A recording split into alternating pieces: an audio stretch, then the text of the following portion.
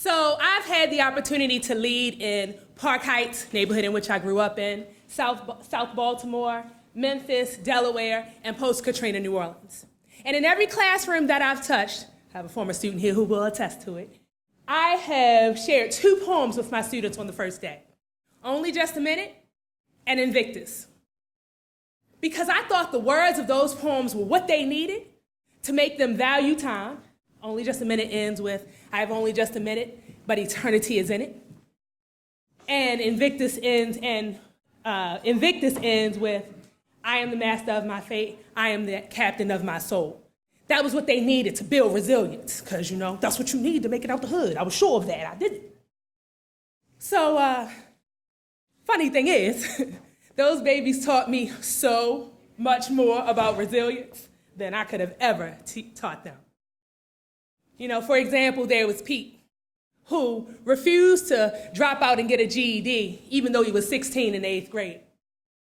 There was Tasha, who showed up to school every day, well-dressed, well-kept, put together, cute and confident and kind, despite all of the travesty and drama and just trauma that she faced on a daily basis at home.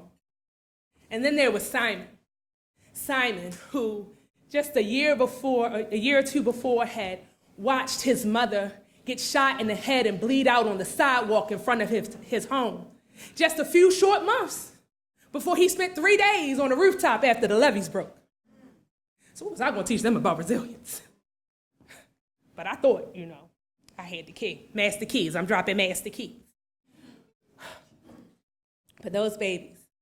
Simon, some kids you just know that they have it. And Simon had it. And he had it I'm talking soul glow, show enough kind of it. He didn't even know. We knew though, because we could see it. Not just me. I'm not the only person who saw his it factor. Everyone saw his it factor because it was crystal clear. The kids saw it, the adults saw it, and they wanted to be a part of it.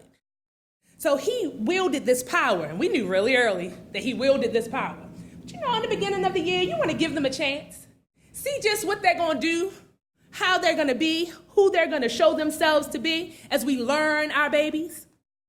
And so we watched. And in the summer when he showed up, just like most of my kids, they were only coming for 30 minutes so we could get their reading assessments done and know what groups they were going to be in. He was dirty. It was summer. He was running in the street, playing football in the street. Shoes looking like he was kicking rocks, because he was kicking rocks. So, we thought nothing of that. Showed up to school. All right, he was clean, put together, uniform was straight, cornrows were tight. All right, I ain't got to worry about that one. He's good. And then as time went on, and you start to see him day in and day out in the same uniform shirt, with the same stain that you saw him get in the lunchroom. Those kinds of stains they're not the stains that come when you can't get it out in the wash. Those stains. The OxyClean don't even clean. Those kind of stains. No, these were the stains that no one had even tried to get the stain out kind of stains. So because we were a uniform school, we know our population was quite diverse from all over the city of New Orleans, post-Katrina New Orleans. So we had extra uniforms. So I pulled him in the office. Simon, here, how many uniforms do you have? 2? Well, 1 really because the other shirt got torn when we was playing football. We got a couple problems. So we're going to talk about a couple things. But take these uniforms home. We're going to wash these, and we're going to get this rotation rolling. We had a washer and dryer in our building because, again, we knew what population we were dealing with. And so as he became more comfortable with me, he shared more with me. And that's how I knew about the trauma that he'd experienced during Katrina and prior to Katrina. He was in my reading group. So every morning we start our, dear, that, drop everything and read for those of you who aren't familiar. So he comes in my reading group, and nobody disrupts my class. Period, point blank, never, ever, ever, not happening. So when he came in, and he, instead of came in late, which meant he walked to school, because if you didn't catch the bus, it wasn't coming back for you. So he walked to school, came in late, and he interrupted me. And I literally give him that look. he whispers, can I get something? Can I get breakfast from the closet? You late and you ain't eat? My ignorance. You late and you ain't eat? Wasn't I'm there to eat. Grab it, sit in the hallway, eat, come back and join your group. Because time is of the essence, right? Growth and maturity in my process. Judge me not. So, so he ate, he came back, and then I'm noticing, as I'm working with my groups, a little smelly. You can smell the urine. And you would think that a child who is unkept, who is smelling like urine, who doesn't have things at home, who has had a life of trauma, might act out in some way or another. He didn't. That wasn't who he was. He also didn't drop his head, ever. He walked around with such confidence and humility at the same time that it was like awe-inspiring. This kid was amazing. He still is amazing. I'm going to tell y'all about who he is now in a little bit. But this kid was amazing. And so you couldn't help but be drawn to him and want to rally around him whenever it looked like he might need a little bit because you knew he had it. You knew he had it. And what I'm not going to do is not let that potential maximize. That's what I'm not going to do, because that in itself would be a disservice. And if I'm going to just not try and help you, then why am I even here, right? So, and we all felt that way. So we rallied around him in times of struggle and strife. And he was able to build relationships because he was humble. So he didn't need for us to beg him to come for extra lessons, because he knew he read that he was 3 grade levels behind. He knew that. He knew that he couldn't read. It didn't stop him from reading out loud in class. Nope. He talked with a stutter. Didn't stop him from reading out loud in class. And because he had it, the kids never came for him. Never. Not once. In the 3 years that I spent with him in that building, did a kid come for him because of his academic struggles. Because he had it.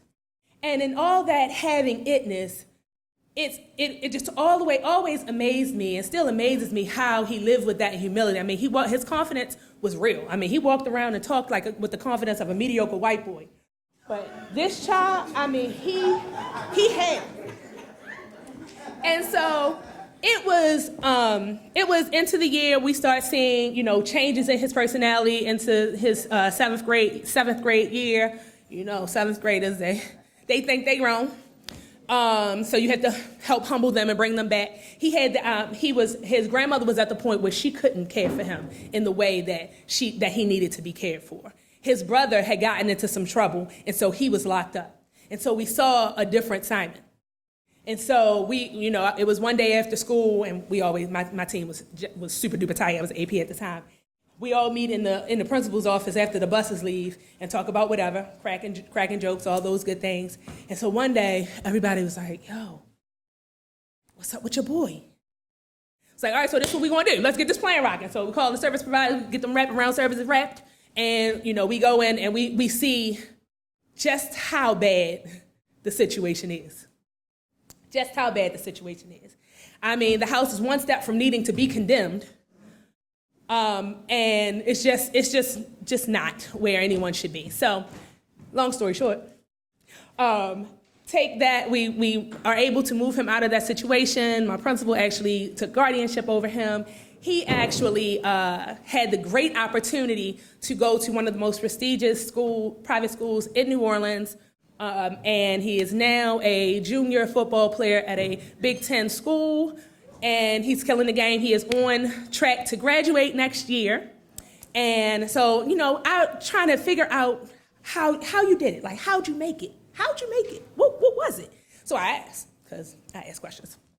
And so I asked, and he said, and this was amidst the suicide of one of his former classmates and another death of a murder of one of his other classmates, and we were all gathered together in New Orleans. And he said, y'all, I knew that I could count on y'all. And that's so amazing. That's so amazing, not only for the child to be able to verbalize it, but it's an amazing feeling, for real. Like, sometimes we never know how our work impacts their real lives. Not just their, elementary lives, middle school lives, or at whichever point we teach them, but their real lives, like forever lives. And so it's always awesome when you can see or hear firsthand how they knew that they could trust you. They knew that they could come to you. And that, for me, is a bigger deal of resilience, a bigger story of resilience than anything. For when I think of resilience now, I don't think of the Webster definition of, flexibility or elasticity, being able to bounce back, because it's more than that. Resilience is about relationships, because it's through those relationships that you are actually able to build those bonds that help them be resilient, help them know that they can do. When you're dealing with a population of students who have been traumatized, relationships are everything. So if you don't know now, you know. Relationships are everything. Yeah, they should do just because they want to. However, that's not real life.